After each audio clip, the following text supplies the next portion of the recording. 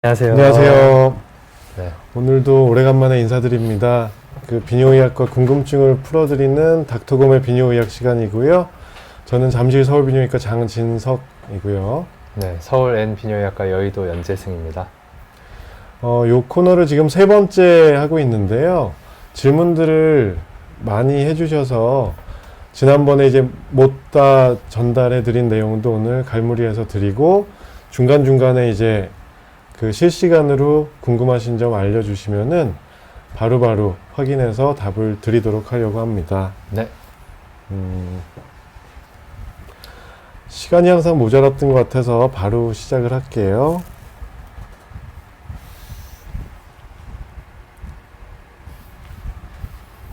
네. 경비병님의 질문입니다. 전립선염 관련된 질문이시고 전립선염이 세균성과 비세균성으로 나뉜다던데 전립선염에서 백혈구가 많이 나오지만 PCR 검사에선 검출이 안 될 때 이건 세균성일까요? 비세균성일까요? 라는 질문을 해주셨어요. 아주 좋은 질문이고 진짜 네. 일선에서 저희도 많이 듣는 질문이기도 하네요. 네. 네. 많은 분들이 이제 염증과 세균에 대해서 사실 밀접한 관계는 있지만 엄밀히는 조금 위상이 다른 이야기인데 그게 이제 이를테면 염증이 있는데 왜 세균이 없나요? 이렇게 묻는 분도 물론 계신데요. 염증은 이제 전립선에 그야말로 염증이란 건 우리 몸이 조직 손상이나 이런 게 일어났을 때 반응하는 그런 염증 반응을 시사하는 건데요.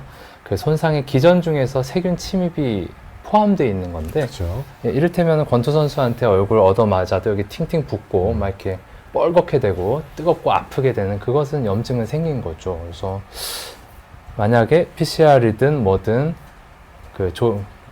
배양 검사든 우리가 세균을 밝혀내는 검사에서 음성이다 안 나왔다 그러면 일단은 굳이 분류한다면은 비세균성 전립선염이 맞기는 하죠. 네. 네. 그래서 이거 진짜로 많이 듣는 질문이고 좋은 질문이신데 그러니까 염증과 감염에 대해서 좀 달리 생각을 하셔야 된다고 연재성 선생님이 말씀해 주신 거고 염증이란 거는 원인이 다양합니다. 그 중에 염증은 우리가 인플라메이션이고 감염 이런 건 이제 인펙션인데 염증의 여러 가지 원인 아까 얘기한 뭐 손상도 그 중에 하나고 바이러스 감염도 있고 뭔가 과로 스트레스로 인해서 염증이 오는 경우도 있고 다양한 원인이 있는데 그 중에 세균 감염에 의한 거를 우리는 지금 생각을 하고 있는 거거든요. 그래서 전립선염을 이제 NIH에서 분류한 거를 보면은 보통 타입 4가지를 보는데 급성 전립선염, 만성 전립선염이 있는데 만성에서 얘기하신 게 세균성이고 비세균성 전립선염도 존재한다는 얘기죠. 그리고 타입 4는 이제 증상도 없고 우연히 발견된 그 전립선염은 타입 4로 분류가 돼서 약간 임상적 의미가 다릅니다.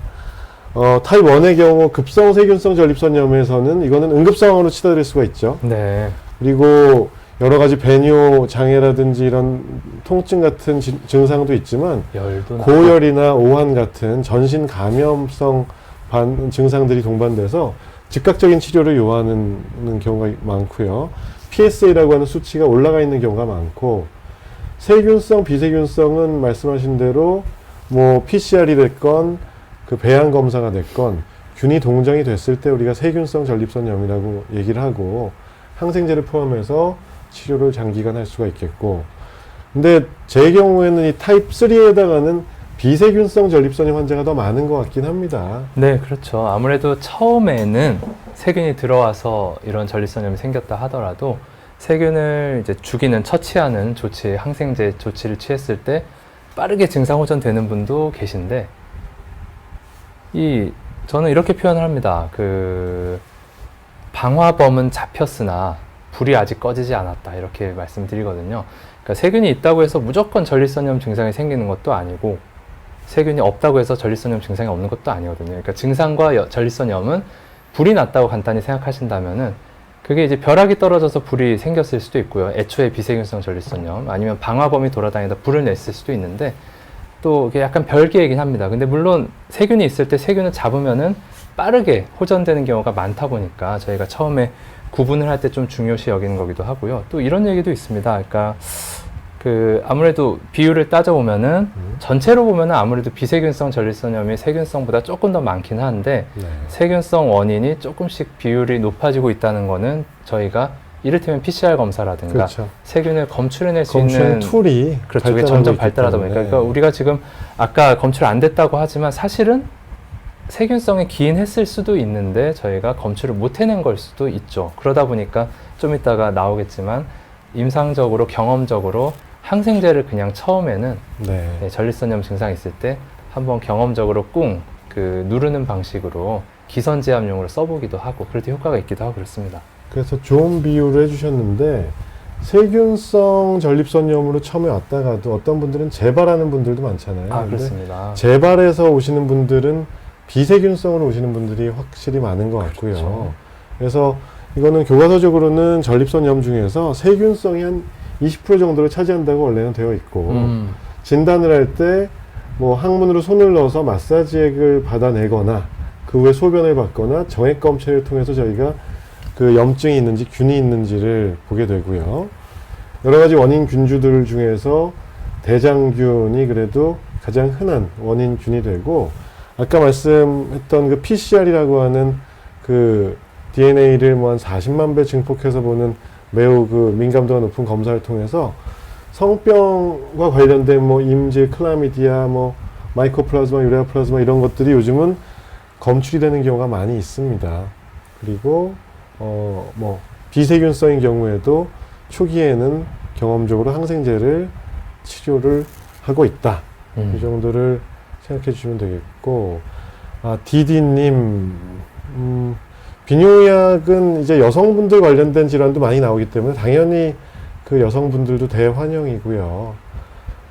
전립선염은 왜 걸리죠? 질문을 주셨거든요. 아이고, 전립선이 있기 때문에 걸리는 거긴 한데요.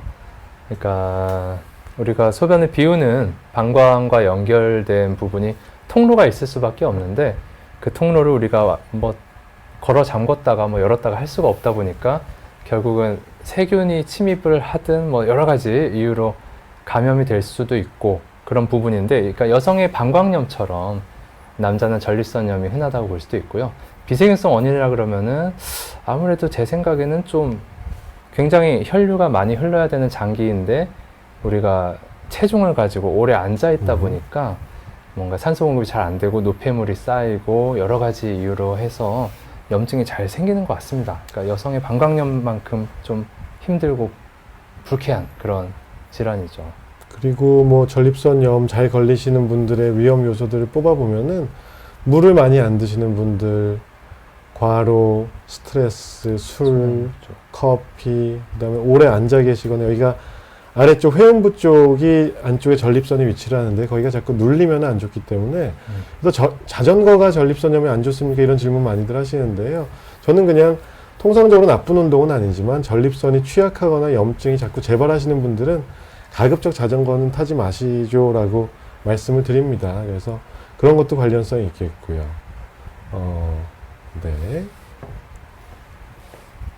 이 전립선염에 대한 거는 그 저희가 전에 시간에도 다뤘었고 제가 예전에 그 통증의학과 선생님하고 한번 전립선 통증 증후군에 대해서도 1시간 반 동안 말씀을 나눈 적이 있어서요. 일단 그 전에 했던 방송분을 한번 참조를 해주셔도 좋을 것 같고요. 중간중간에 또 말씀을 드리겠습니다. 나이가 들어도 전립선 비대 안 걸리는 남자는 있나요? 해필리 에버 애프터님이 물어보셨는데요.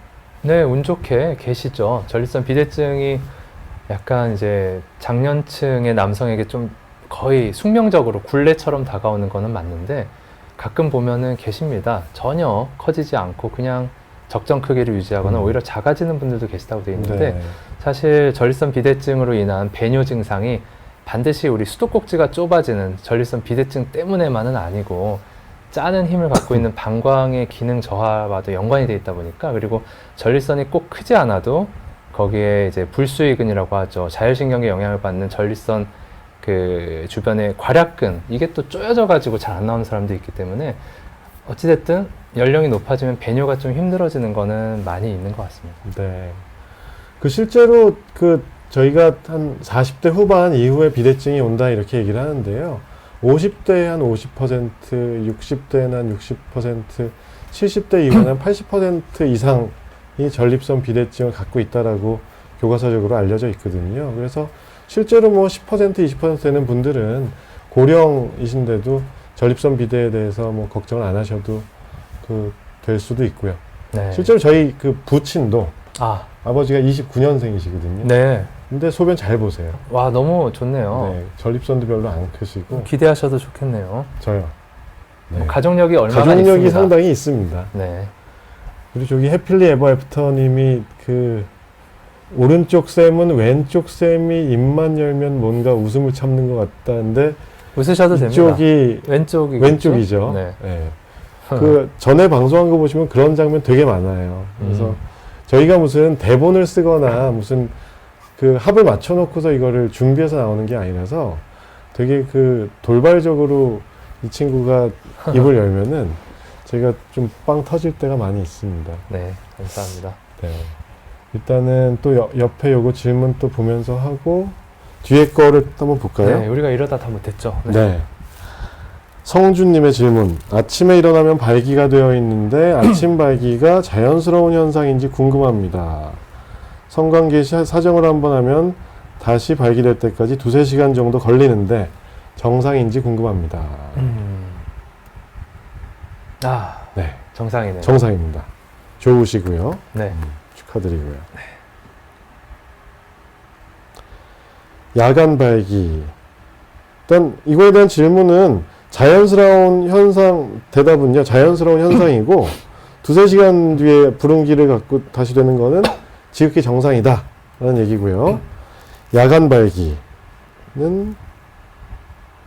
생리적으로 이제 거의 모든 대부분의 남성들이 야간에 주무실 때, 적정한 시간 주무신다고 봤을 때, 한 3-4회 정도 발기가 됐다 꺼졌다 하는 걸로 알려져 있는데요. 네. 그 발기되는 시점이 또 우리가 꿈을 꾸는 상태라고 알려져 있는 렘 수면하고 또 굉장히 그렇죠. 일치한다고 돼 있습니다. 그래서 마침 그러니까 꿈을 꾸다 깼다. 그러니까 기억은 안 나더라도 렘 수면 상태에 있다가 이제 아침에 알람 울려서 깼으면은 그때 이제 발기가 돼 있는 텐트 쳐 있는 거고 그 사이 인터미션 기간에 딱 깨면은 죽어 있는 건데 근데 그게 뭐 통계적으로는 그냥 그럴 때도 있고 안 그럴 때도 있지 않겠어요? 그래서 요새 너무 피곤해서 아침 발기도 안 된다라고 하시는 분들은 아무래도 예전에 비해서 될 때 안 될 때와 비교했을 때 최근에 비율이 좀 떨어졌다라고까지 한다면은 진짜 뭐 너무 피로하든 아니면 심성 아니지.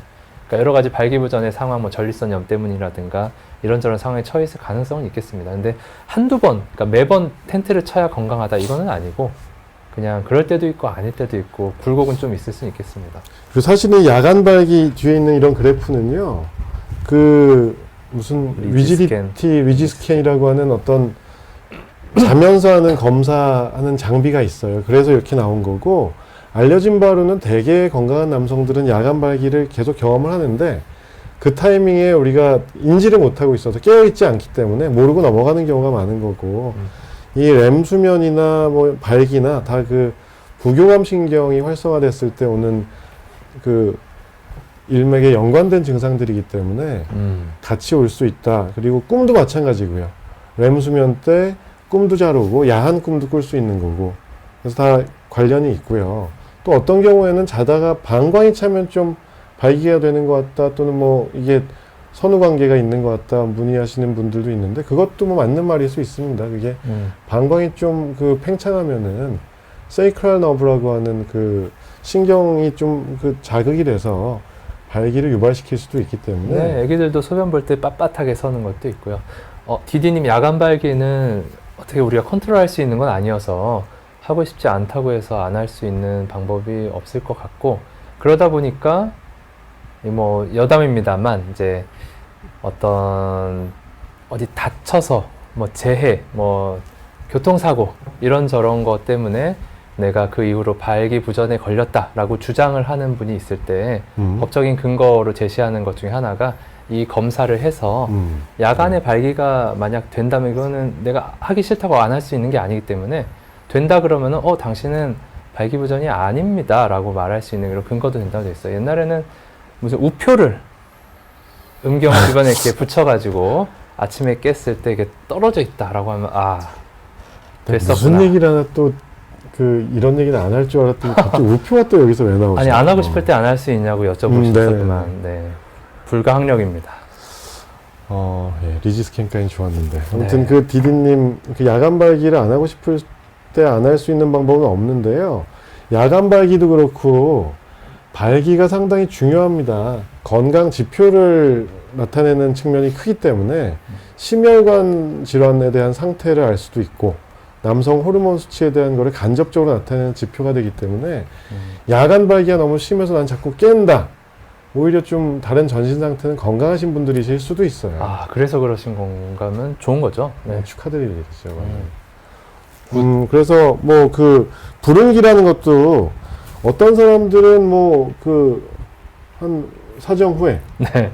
5분 후에 다시 발기가 된다 이런 분도 있는가 하면은 아이고. 하루 이틀 걸리시는 분들도 있어요. 네. 그래서 개인차도 크고 나이가 들수록 이 리프렉터리 피리어드는 길어진다고 되어 있기 때문에 그렇죠. 네. 어떤 분들은 이제 20대 초반에는 2번, 3번 연달아 좋았는데 이제 20대 후반이 되니까 좀 어렵다라고 하는 젊은 분이 오시면은 네. 그냥 그때가 보너스였다라고 말씀을 드리는 편입니다. 근데 거기에는 약간 남자들끼리 얘기할 때는 어느 정도는 블러핑도 가미가 돼 있는 것 같아요. 그럴 수도 저는 그런 사람 있겠죠. 별로 본 적은 없는 것 같아요. 또 모를 일이죠. 모를 일이죠. 네. 일단은 저쪽에 긴 짧은님 질문을 여자들은 히스테리라는 게 있잖아요. 남자들도 금욕하다 보면 히스테리컬해질 수 있나요? 네. 글쎄, 이거는 잘 모르겠어요. 여성들의 그렇다면 같은 맥락이라면 여성들의 히스테리를 뭔가 욕구불만일 때 일어나는 걸로 판단을 하셔서 남자들이 금욕하면 히스테리컬해지냐고 여쭤보신 것 같은데, 물론 히스테리라는 게 히스테리아라고 해서 이제 자궁을 의미하는 단어에서 나온 단어이기도 하지만 또 옛날에 좀 현대처럼 그런 남녀에 대한 인식이 좀 부족할 때 철학자들이 또 그렇게 얘기를 하기도 한 거라서 개인차 아닐까 싶기도 하고요. 개인차가 더 클 것 같아요. 네네. 사실 이런 거에 대해서는 저희가 전문적으로 드릴 수 있는 말씀은 아닌 것 같아서 남자는 너무 쉽게 해소도 가능하니까 네. 별로 안 그럴 것 같습니다. 그리고 남자들은 이따가도 나오는데 자위에 대한 부분도 사정을 그냥 자위가 됐건 관계가 됐건 주기적으로 또는 어느 정도는 빼주시는 게 건강에도 좋습니다. 네. 니마삼님 결혼 2년차에 아기가 둘입니다. 한 번에도 임신이 되는데 방법은 정관수술 뿐인가요? 와, 정말 굉장히 건강하신 두 분이시네요. 그러니까 콘돔을 사용을 하시거나 이제 셋째 계획이 있으시다면은 자연스럽게 관계를 하면서 보시면 될 것 같고, 만약에 가족 계획이 끝났으면은 정관술이 제일 확실한 방법이겠죠. 그다음에 긴 짧은님 비뇨기과 여자 의사는 많지는 않죠. 예, 드물긴 하시고 네. 특히 개원가에 계신 분들은 더 드무신 것 같은데 보통 또 여성 비뇨기 쪽으로 특화된 분들이 많이 계신 그렇죠. 것 같긴 합니다. 여성 비뇨기과 하시면은 여자 선생님들 계신 데들이 있고요. 역삼동에도 하나 있고 저기도 이쪽에 주로 강남 쪽에 좀 있겠네요. 그리고 마포 쪽에도 있고. 근데 이렇게 저희가 이름을 댈 수 있을 정도로 많지 않으세요. 지금은 그리고 비뇨기과가 좀 비인기과라서 TO도 적고 배출되는 전문의 수가 적어요. 그죠? 1년에 한 20명 정도니까 대개는 대학으로 가시는 분들이 많고, 대학에는 여자 선생님들 덜어 있으시죠? 네, 그렇죠. 네. 윤하나 선생님도 재밌게 말씀 잘하시고. 그래서 네. 어린아이들도 야간 발기를 하나요? 쿡마마님. 할 수 있습니다. 어떤 연구에서는 임신 상태 어떤 태아한테도 발기가 관찰된다 이런 연구도 있거든요. 그래서 3세 이하의 애들도 야간 발기가 올 수가 있으세요. 네. 그러면 또 다시 쭉 넘어가서 건강하게 사는 삶님의 질문입니다. 빈뇨, 잔뇨감, 조금 마시고 자주 가고 시원하지도 않고 이런 배뇨장애 또는 하부 요로 증상이 있으신데요.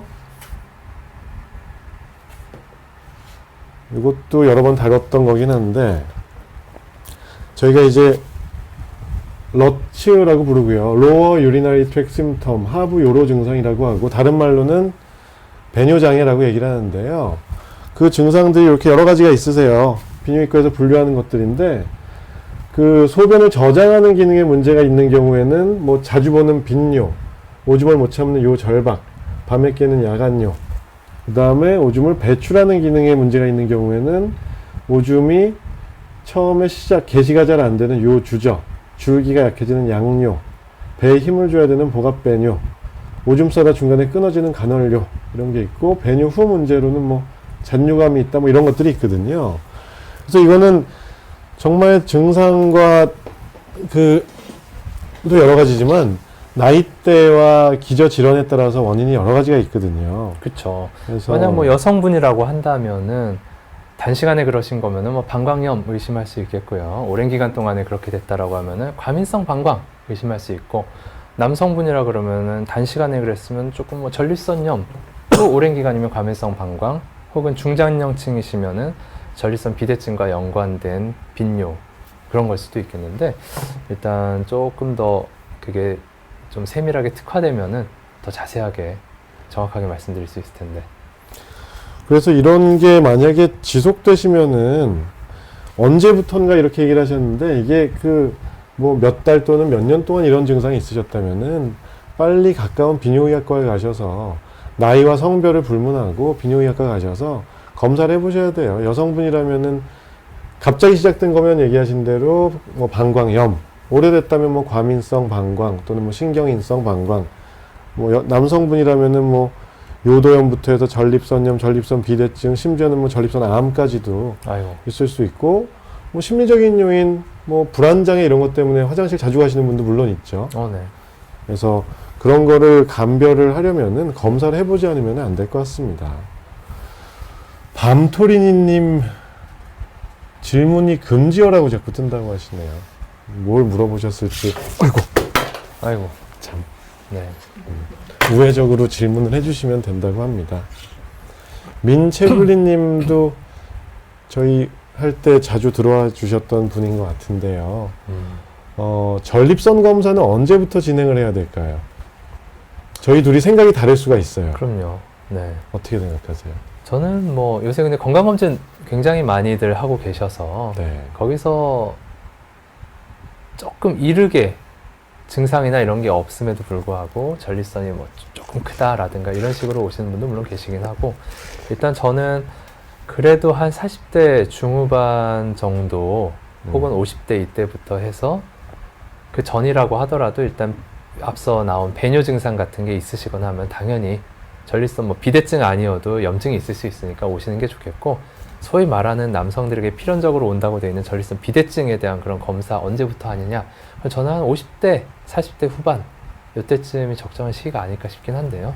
네. 네. 저도 지금 말씀하신 것처럼 요즘 그 대기업에 뭐 또는 뭐 정밀한 건강검진 하시는 분들이 막 20대, 30대부터 전립선 초음파도 하고 PSA 수치도 체크해서 오신 분들이 가끔 있어요. 근데 네. 저는 사실 그냥 그런 거는 뭐 직장에서 이런 걸 다 해주시니까 검사를 하셨겠지만 이런 거는 그렇게 권하지는 않고요. 굳이 안 해도 되는 검사를 20, 30대부터 하셔야 될 필요는 없을 것 같고, 물론 증상이 있으면은 전립선에 해당되는 뭐 배뇨장애, 통증 같은 증상이 있으면은 20대 때도 검사를 해야 될 것인데, 검진 차원에서 본다면 저도 한 40대 중반 후반 네. 전립선 비대증과 그 다음에 전립선 암이 이제 중요한 질환이니까요. 그 전에는 비대증과 암은 거의 오지 않으니 그냥 뭐 궁금해서 검사 받거나 그러실 필요는 없을 것 같아요. 네. 필수적이진 않다. 네. 소소님 지금도 질문을 받고 있습니다. 네.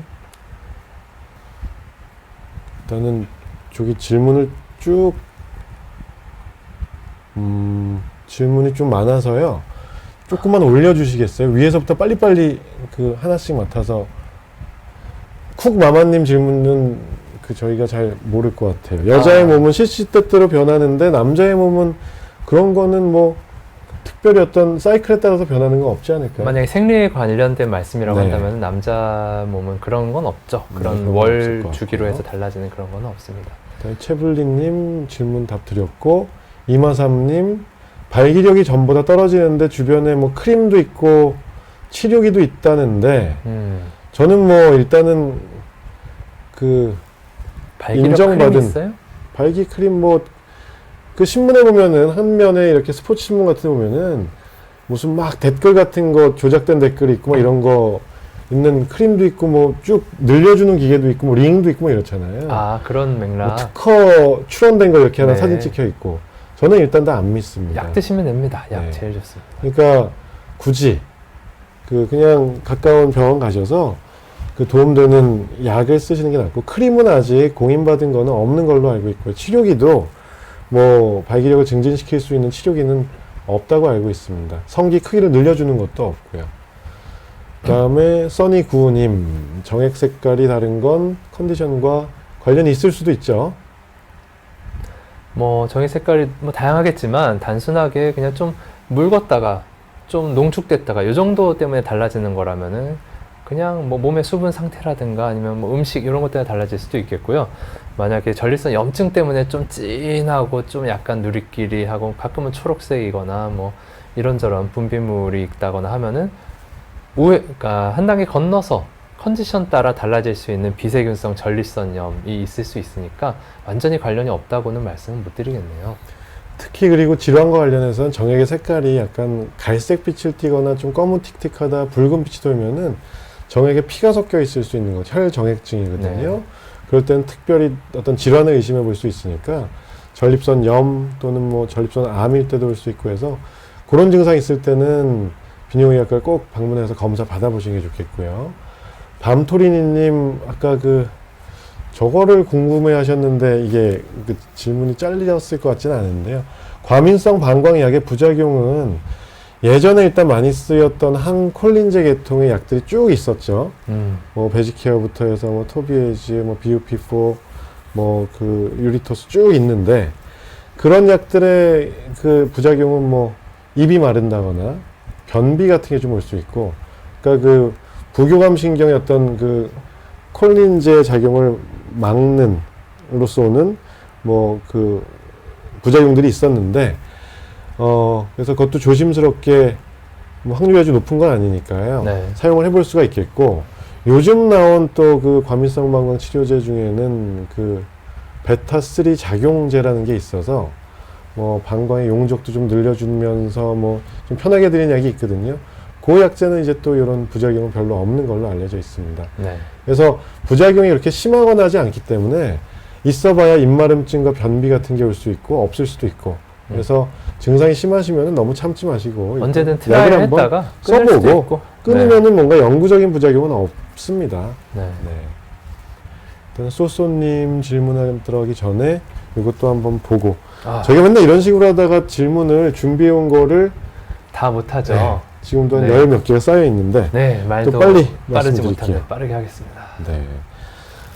박소윤님, 요로 감염이 재발하시고 여성분이신 것 같고요. 요로 감염 때문에 119 타고 응급실 몇 번 가셨다. 요로 감염에 대해서 여성 비뇨기 염증 이전 방송분 한번 봐주시면 좋겠고요. 방광염, 여성분한테 흔하고요. 이유는 외부에서 방광 안까지 들어가는 거리를 우리가 요도라고 얘기를 하는데, 요도의 길이가 짧습니다. 남자에 비해서 현저히 짧겠죠. 남자는 고추가 있기 때문에 길고, 여성분들은 한 뭐 2, 3cm에서 4, 5cm까지 그 정도 사이니까 균이 잘 침투할 수도 있고.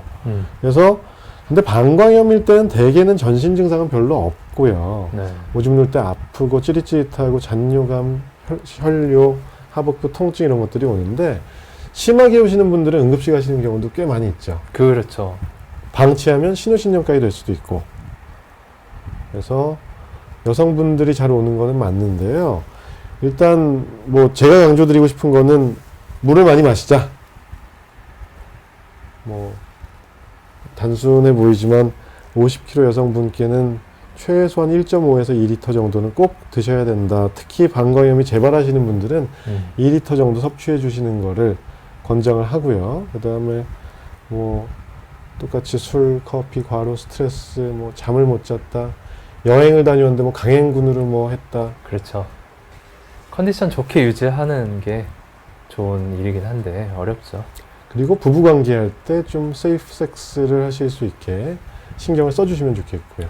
관계 후에 소변 바로 비우시고 청결 유지하시고, 제 생각은 그렇고요. 네, 또 추가. 가끔 사실 근데 청결이 부족한 분은 오히려 없으시고 요새는 그렇게 굉장히 많이 닦으려고 노력하고 청결제도 쓰고 하는데도 자꾸 걸린다 이런 분도 계신데, 오히려 또 그냥 일정 부분 이상으로 과도하게 빈도를 높이거나 아니면은 너무 그죠. 마찰이라 하거나 이렇게 하면은 오히려 그 부분에 자연적인 피부 생태계를 파괴하면서 오히려 더 세균이든 뭐 진균이든 이런 게 다 달라붙기 쉬운 조건이 되면은 역설적인 상황이 생길 수 있으니까 네. 그냥 일반적인 정도에서 샤워할 때 그냥 쓱쓱 샥 닦아주는 뭐 이 정도면 좋을 것 같긴 합니다.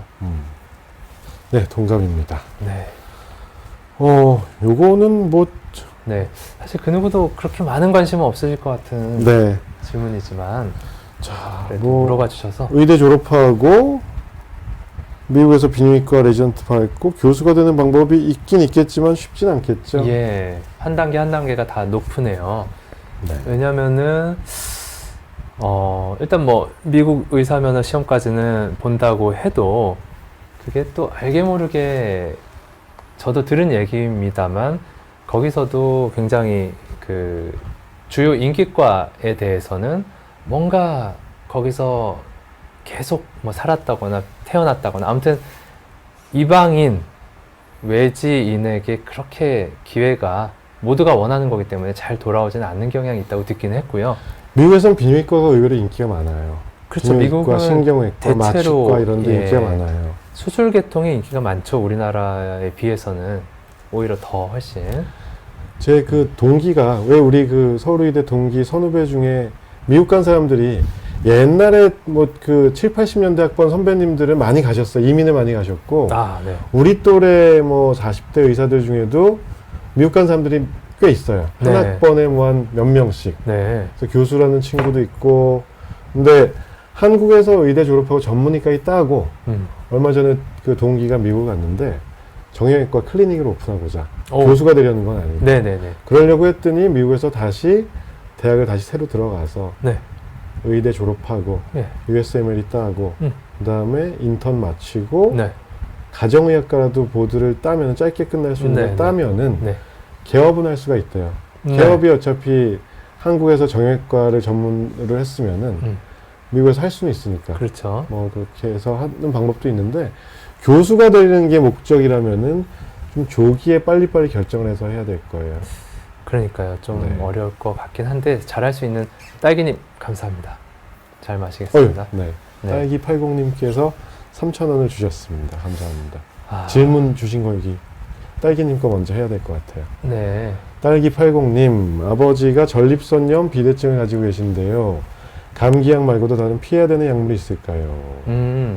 감기약 중에서 코 막힌 거를 좀 해소해주는 그런 약의 성분 중에 코는 풀어주지만 전립선은 그렇죠. 쪼여버리는 성분이 있다 보니까 네. 감기약 드시고 갑자기 소변이 잘 안 나오는 그런 전립선 비대증 환자분들이 많이 계시죠. 그 외에는 사실 근데 일반적으로 우리가 뭐 되게 독특한 정신계통의 약이라든가 뭐 글쎄요 심혈관 계통의 약이라든가 굉장히 독특한 약을 드시지 않는다면은 이런 감기약 정도 외에는 약으로는 별로 없을 것 같고 네. 오히려 과음을 조금 피하시는 게 좋다는 그렇죠. 생각도 듭니다. 네, 술을 드셨을 때 갑작스럽게 소변이 많이 만들어지게 되는데요. 이뇨작용하니까요. 그럴 때 그걸 적정하게 비워야 될 용량을 갑자기 까마득하게 초과해서 방광이 차는 경우에 역설적으로 소변이 잘 안 나와져 버리는 방광 근육이 얇아지다 보니까 그런 현상이 또 생길 수 있어서 여튼 좀 주의를 하셔야죠. 근데 약 드시는 분들은 대개는 또 괜찮습니다. 전립선. 근데 감기도 뭐 심하게 걸리시면은 드실 수밖에 없는데, 그 이비인후과 내과 가셨을 때 전립선 비대증이 좀 심하다 뭐 이렇게 얘기를 하시면 좀 조절해서 드릴 거예요. 뭐 에페드린, 슈도에페드린 같은 성분이 있으면은 그 얘기하신 대로 기량작용으로 전립선 쪽이 셧다운되는 경우가 있기 때문에 주의하시면 되고, 그 다음에 겨울철에 좀 더 안 좋으실 수 있고, 술, 커피 하면은 얘기하신 증상이 이제 급성 요폐라고 하는 건데 응급상황이 되니까 그런 거는 사전 지식으로 알고 계셔야 되겠죠. 네. 그 다음에 디디님, 미국은 수술 계통이 왜 인기가 많은가요? 뭔가 수가 체계가 좋지 않을까요? 뭐 금전적인 부분도 있을 수 있겠고, 네. 또 뭐 진짜 내 손에서 갑자기 더 좋게 만들 수 있는 그런 화끈한 술기가 가능한 수술 계통의 인기가 있을 수 에이, 그건 뭐 한국이나 마찬가지죠. 미국이 특별히 좋은 이유는 저는 뭔가 그쪽에 대한 보상이 되게 클 거예요. 보상이 네, 크겠죠. 잘은 모르겠습니다. 네. 제 생각이고요. 네. 탄탄대로님, 쏘쏘님, 무슨 수술을 얘기하시는 거죠? 성기 크기 때문에 그 상담을 고추가 좀 작다, 짧다, 두께와 굵기 두 가지 모두를 잡는 방법은 없는 것 같더라. 그거 좀 이따가 저희 수술에 대해서 잠깐 나오니까 그때 말씀을 드릴게요. 네. 그리고 몇 번 말씀을 드렸던 것 같고요. 그 다음에 네. 일단 요거 소연님 질문을 보고서 또 그 저기 질문을 PD님께서 정리해 주고 계시니까 또 계속 보죠 뭐. 네. 오늘은 뒤에 강동우 선생님 그 세션이 없나 봐요. 우리 아니 지금 아까 2시부터 일하고 계시다는. 2시부터 일하고 계시대요? 네, 네, 네. 오늘 동주 PD님이신 것 같은데. 네. 아무튼 그러면은 좀 적당히 빠르게 해보죠. 빠르게. 자, 성병 검사는 필요한가요? 헤르페스는 네, 어떤 걸까요? 성병 검사를 어떻게 설명을 하세요? 검진. 뭐 얼마마다 받는 걸 추천드립니다. 또는 뭐 증상 있을 때만 합시다라든지 환자분께. 저는 이제 기관으로서 정해질 거보다는 아무래도 외부에서 성행위를 통해서 전파될 수 있는 미생물 때문에 생기는 병이라는 게 성병이라는 성매개 전파 질병이라고 하는 거니까요. 일단은 뭐 새로운 파트너를 찾았을 때 그 전에 자신의 업보를 청산할 수 있다면 물론 좋긴 하겠고, 네.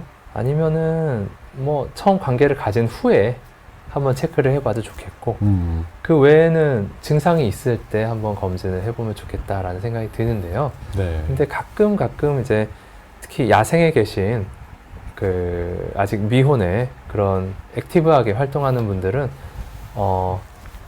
그렇게 사람 수대로 계속 검진하면 끝이 없기 때문에 그냥 본인께서 적당히 가늠하셔서 뭐 3개월 한 번, 6개월 한 번 이렇게 오시는 분도 계시긴 합니다. 지난번부터 그 야생이라는 표현을 즐겨 쓰시는데 뭐 선생님은 야생이면은 저는 뭔가요, 그러면?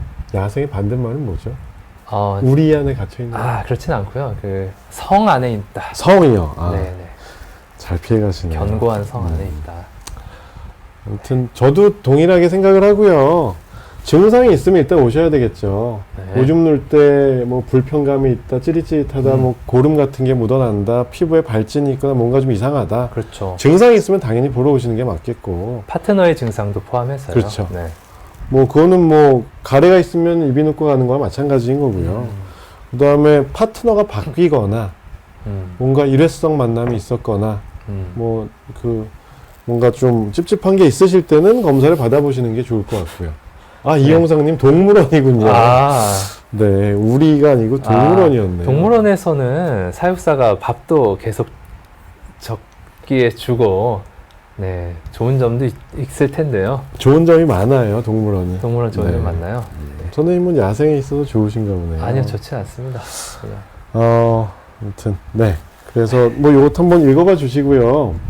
그 다음에 저도 주기적으로 그냥 한 명하고만 관계가 있다 하더라도 가끔씩 뭐 어떤 전형적인 성병이 아닌 균들이 네. 뭐 유레아 플라즈마, 유레아 플라즈마나 뭐 마이코플라즈마 중에서 뭐 호미니스 이런 균들이 올 수가 있기 때문에 가끔씩은 그 성병 검진을 받으시는 게 좋은데 건강검진을 또 잘 받으시는 분들은 거기 포함되어 있는 파트가 있거든요. 에이즈, 매동 뭐 이런 거 있고. 네. 소변 검사 정도가 뭐 좀 그 가끔씩 체크해 보시는 건 좋을 것 같아요. 그리고 아까 헤르페스 말씀하셨는데 헤르페스는 뭐 한번 들어오면은 대개는 뭐 계속 양성 반응을 그 보일 수는 있겠고요. 그 어떤 증상이 발현이 돼 있을 때 수포 같은 병변이 있을 때 전염성이 대개는 접촉에 의해서 전염이 됩니다. 여러 제약회사에서 그걸 어떻게 좀 노력을 하고 있는 모양인데 네. 그 예방 주사라도 만들려고 노력을 했다라는 얘기도 듣긴 했는데요. 네. 최근에도 또 아쉽게도 실패를 해서 실패했어요. 걔들이 이제 그 숨어 있는 클로킹 모드에 있을 때는 거의 그냥 발견하기 힘들 정도로 굉장히 복잡한 모양을 하고 있다고 합니다. 바이러스가. 그 지금 얘기하신 질문들이 다 좋은 질문들이 많아서 한 질문 주제만 갖고 사실 한 30분씩은 충분히 얘기할 수가 있는데요. 헤르페스도 그래서 뭐 이게 완치가 없는 병이냐 뭐 이렇게 물어보시는 분들 많지만 뭐 감기도 사실은 완치는 없잖아요. 살다가 감기 걸릴 수도 있는 그렇죠. 거고. 전립선염도 비슷하게 볼 수 그렇죠. 있겠습니다. 그래서 너무 걱정을 뭐 많이 하시는 것보다는 증상이 있으면 빨리 와서 약을 쓰고 있으면은 있는 걸 이미 알고 계신 분들은 조금 과로나 어떤 유발 요인들이 있으실 거거든요. 뭐 면역력이 떨어졌다, 술을 많이 드시면 꼭 올라오더라, 네. 밤을 새면 올라오더라, 전조 증상도 있고요. 그래서 좀 그렇습니다. 본인만의 특징이 있기 때문에 미리미리 캐치해서 이거를 대비하시는 게 사실은 네. 현명하실 것 같고. 네, 해필로 에버 애프터님 맞습니다. 입 주변에 수포가 생기는 증상으로 네. 헤르페스 보통 일형 바이러스겠지만 나타나게 됩니다. 그리고 예방요법이 있긴 한데요. 비용이 많이 들어서.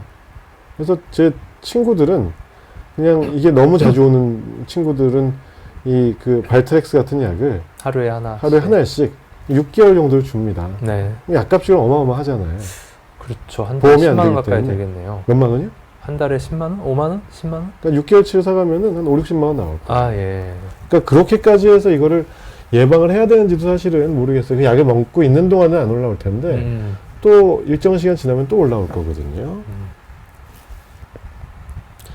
자, 그 다음에 요거까지는 좀 보고 다시 질문을 볼게요. 윤님의 네. 질문인데 남성의 성기는 어떻게 관리를 하는 게 좋을까요? 아하. 오늘 선생님께서 말씀을 좀 해주시죠. 아, 남성의 성기 사실 거기도 일종의 그냥 우리 피부와 다를 바는 없습니다. 일반적인 피부이기 때문에 특별한 관리, 특별한 뭐 약품, 특별한 그런 것까지 필요는 없겠지만 다른 피부와는 다르게 조금 약한 편이고 약한 데에 비해서는 상당히 와일드하게 사용하기도 하는 경우가 있다 보니까 작은 상처에도 쉽게 노출도 많이 되는 편인데요. 여튼 포경 수술을 하지 않아서 포피가 남아있는 경우라고 하면은 정말 많은 부분 네네네. 그러니까 글라이딩 하는 그런 부분이 있다 보니까 마찰과 또 그 평소에는 촉촉하게 이렇게 덮여 있고 세균이 번식하기도 쉬운 자리다 보니까 하루에 한 번 샤워하실 때 정도는 살짝 그 부분을 노출시켜서 근데 거기서 또 청결한 분들이 너무 많다 보니까 과하게 비누나 아니면은 이태리 타올이라고 하나요? 그런 걸로 빡빡 문지르는 건 사실 좋지는 않고 손으로 비누를 이렇게 살짝 묻힌 다음에 샤워기로 쓱 닦아주는 정도로 괜찮지 않을까 싶긴 합니다. 네. 그리고 이제 포피 없는 그런 경우라고 하면은 대체적으로는 큰 문제는 없는데 늘 그 귀두와 그 몸통 사이에 이렇게 쏙 들어가 있는 부분 네. 거기가 굉장히 늘 좀 당겨지고 뭔가 자기도 생각하지 못한 차이에 상처가 많이 생기는 부분이기도 한 것 같아요. 네. 그래서 거기 상처 나서 이렇게 선처럼 이렇게 그어지고 피 좀 나고 막 닦지 않고 이런 경우로 오는 분이 많이 계신데 그럴 때는 완전히 나을 때까지 조금 성관계나 이런 거 피하면서 계속 좀 지켜봐야 될 것 같습니다. 왜냐면 찢어진 데가 자꾸 또 찢어져서 자꾸 찢어지다 보면은 그 살이 아무는데 예전처럼 이렇게 고품질로 탄성 있는 살로 아물지를 못합니다. 그래서 삔데 또 삐는 것처럼 자꾸 이렇게 약해질 수가 있어서 그것도 주의를 필요할 것 같습니다. 네. 네. 저도 똑같이 생각합니다. 자, 이게 사진이 좀, 그래서, 요거까지 보고 오늘 해주신 질문들 받을게요. 네. 음경세정 시 귀두 표피를 뒤집으면 귀두 표피를 울긋불긋한 얼룩이 있다. 아래쪽에 볼록볼록한 뭐 그 고추 6시 방향 쪽에 뭐가 있는데 괜찮은 건지, 음부에 피부병이 난다. 뭐 이런 질문으로 오시는 분들 많아요. 그래서 그 뭐 계속 비슷한 패턴의 어떤 색조가 반복되는 경우에는 그 사람마다 고유 피부의 특징이 다 다르고, 네, 원래 그렇게 생겼을 가능성이 그렇죠. 꽤 있습니다. 네. 그리고 귀두나 포피 쪽도 피부의 일부이기 때문에 알레르기성 피부 질환들이 있는 분도 잘 생깁니다. 뭐 지루성 피부염이라든지 접촉성 피부염, 뭐 습진처럼 보이는 경우도 있고 여러 가지가 있을 수 있어서, 그다음에 뭐 곰팡이가 있는 체부 백선 같은 것도 잘 오기 때문에 일단 무조건 성병이라고 걱정부터 하실 필요는 없고요. 그다음에 아까 볼록볼록한 피부 병변들이 여기 이렇게 올라와 있는 것들, 또는 6시 방향 쪽에 뭐 이렇게 양쪽에 대칭으로 몇 개씩 있는 분들이 있는데, 그런 거 이제 진주양 구진 또는 그 펄리피나이 파퓰이라고 하는 PPP라고 하는 정상 소견으로 보죠. 그렇죠. 이거는 그냥 있는 사람이 있고 없는 사람도 있고, 네. 남한테 옮기는 것도 옮기는 아니고, 것도 아니고 원래 병이 그렇게 아니에요. 생겨먹은 거예요. 네, 어렸을 네, 때부터. 네, 네. 근데 나중에 이걸 한번 보고 성기 사막이 아닌가 생각을 하다 보니까, 또는 헤르페스 아닌가 그래서 걱정돼서 오시는 분들이 있는데, 저는 웬만하면 이런 거 수술 원하셔서 오셔도 잘 안 해드려요. 정상 소견이고요. 오히려 뭐 좋을 수 있겠죠. 기능적으로도. 그럴까요? 데코레이션일 수 있습니다. 근데 약간 이게 이렇게 생기신 분들은 그 오해의 소지가 있어서 성병이 아니냐라고 상대방한테 오해 소지가 있기 때문에 제거를 받으러 해달라고 오시는 분들이 있는데, 정해를 시켜주면 되죠. 이쪽 부분이 의외로 그 혈류량도 많고 해서 출혈이 좀 오래 지속될 수도 있고 잘 안 아물 수도 있어서 가급적 손 안 대시는 게 좋습니다. 네. 이런 것들 뭐 정상적으로 있을 수 있는 소견들이라는 얘기죠. 근데 이 부분이 또 그 귀두염인 경우에 또 이렇게 보이기도 하다 보니까 네. 뭐 안 그러다가 그렇게 됐다라고 하시면은 그때는 이제 염증 치료를 한번 하시는 게 좋을 수도 있겠고. 그죠. 정상이라는 게 아니라 걱정할 만한 성병 같은 게 아닐 가능성이 높다라는 말씀이었고요. 그리고 가끔 이런 식으로 뭔가 하얀 게 좀 피부 아래에 이렇게 껴있다 이런 분들도 계시는데, 네. 요것도 입술에도 이런 게 있는 분들이 많은데요. 그냥 과발현된 피지 정도로 생각할 수 있고요. 어떤 질병이나 어떤 그런 대상이 아니니까 안심하셔도 되겠습니다. 네. 일단은 아까 그 오늘 질문 봤나요? 아까 누가 그 관을 넣어두셨다는 분이 있었거든요. 네. 한다균님. 수신증 때문에 요관에 관 삽입 중인데 방광경으로 꺼낼 때 마취해도 많이 아픈가요? 수신증 때문에 몸 안에 관을 넣으셨다는 얘기 같죠. 등으로 꼽은 그 PCN이 아니고요. 요관이니까 아마도 JJ일 것 같은데요. 네, WJ라고 하는 관을 넣어둔 건데, 여성분들은 그렇게 아프지 않고 남성분들은 조금 불편하시긴 하죠. 근데 이거를 할 때 마취라고 꺼내는 병원이 거의 없지 않나요? 전신 마취하고 하는 병원은 없을 거예요. 왜냐하면은 수신증이 오신 원인이 뭔지 모르겠는데, 만약에 뭐 반복되는 요관 협착 때문이라면 이걸 넣었다 뺐다를 계속 반복하셔야 되거든요. 그리고 아마 뭐 요로결석 수술 이후에 수신증이 와서 뭐 관을 넣거나 응급상황 해소 목적으로 넣었다면은 뺄 때도 전신 마취하고 하지는 않을 가능성이 높습니다. 요새 뭐 연성 내시경 같은 것도 또 별로 안 아프세요. 있으니까요. 국소 마취 같은 건 할 수 있겠죠. 국소 마취로 하겠죠. 젤리 같은 걸로. 네. 그래서 너무 그냥 하면서 한번 빠지지 않을까. 네, 잘 뺐으면 좋겠습니다. 네. 그다음에 민채블리님, 여자가 헤르페스 감염에 걸리면 출산한 때 안 좋을 수 있어요. 그러니까 헤르페스 감염에 걸려 있다기보다 출산할 당시에 헤르페스 병변이 아기가 나오는 산도에 있으면은 아기한테 전염이 되면서 뭐 그 헤르페스 뇌수막염이라든지 뭐 그 각결막염부터 해서 뭔가 심각한 후유증이 올 수 있으니, 그럴 때는 제왕절개를 산부인과 선생님께서 권하실 수도 있죠. 네. 그 외에는 뭐 특별히 안 좋을 거야 없겠고요. 그다음에 그거 좀 지워주시고 위로 한번 쭉 올려봐 주실 수 있을까요? 쏘쏘님은 그냥 일단 나중에 말씀드리고, 탄탄대로님 방광 쪽에 가끔씩 통증 또는 회음부에 쥐어짜는 스퀴징 페인 같은 게 가끔씩 있다. 그게 어쩌다 가끔 뭐 한 달에 한 번 요 정도라고 한다면은 가끔 뭐 자다 깼을 때나 아니면은 너무 참았을 때나 가끔 이제 방광 짜는 것과 전립선의 그 괄약근 열어주는 아무튼 근육과 신경의 잠시 부조화로 한번 하면서 아플 정도로 그렇게 되는 경우는 있는데요. 빈도가 조금 높다 그러면 전립선염도 가능성이 있는 그렇죠. 증상이시긴 네. 해서 그 빈도에 따라 좀 달라질 것 같은데요. 지금은 물부터 많이 드시는 습관을 길러주셔야 될 것 같아요. 하루에 물 한 잔 드시는 분들은 전립선염에 아주 고위험군이 되실 거예요. 그리고 하루에 물 한 잔 드시면은 하루에 소변을 몇 번 보셔야 될까요? 뭐 별로 보실 이유도 없을 것 같거든요. 그러니까 물은 마신 만큼 나오기 때문에 일단 물을 늘려주셔야, 그리고 하루에 한 5번에서 7번 정도 소변으로 규칙적으로 빼주셔야 좋습니다. 네. 전립선 증상 지속되시면 전립선염에 대한 검사를 받아주시면 좋겠고요. 뭐 여기 인티오님, 뭐 그 피부에 뾰루지가 나는 이유, 이거는 뭐 특별히 비뇨기과적인 문제가 아니다 하더라도 두 분의 어떤 피부 특성상 뭐 되게 접촉성 피부에 아까 말씀드린 네. 때추에도 그런 게 잘 생기실 수 있듯이 우리 몸 온 몸의 일부이기 때문에 뭐 그런 가능성이 일단 크겠고, 상처가 있다가 염증이 생겨서 그렇게 발전했을 가능성도 있겠습니다. 네.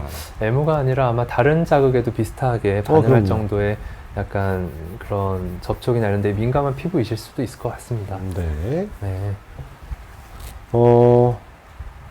민지투님, 소변을 잘 못 참는데 뇌수두증, 이게 그 소변을 잘 못 참는데 왜 뇌수두증을 먼저 언급을 하셨을까요? 본인 혹은 지인분께서 지인분 또는 뭐 뇌수두증이 있으실 가족분 수 중에 있겠죠. 뇌수두증을 겪고 계신 분에서 소변을 잘 못 참는다는 얘기가 아닐까 싶죠, 그죠? 그렇죠. 그렇다면은 연관이 없다고 볼 수 없겠죠. 그래서 소변을 잘 못 참는 증상은 그 키워드 자체만으로 과민성 방광이라고 저희가 진단을 할 수가 있어요. 키워드가 어전시, 절방뇨, 소변을 못 참는다, 이게 있으면은 과민성 방광이라고 저희가 보거든요. 근데 이거의 원인들을 살펴봤더니 비뇨기과적인 측면도 있고, 뭐 그러니까 흔한 것들은 남자에서 뭐 전립선 문제, 뭐 여성분에서는 방광염도 있고 뭐 어떤 다른 요인들이 있는데요.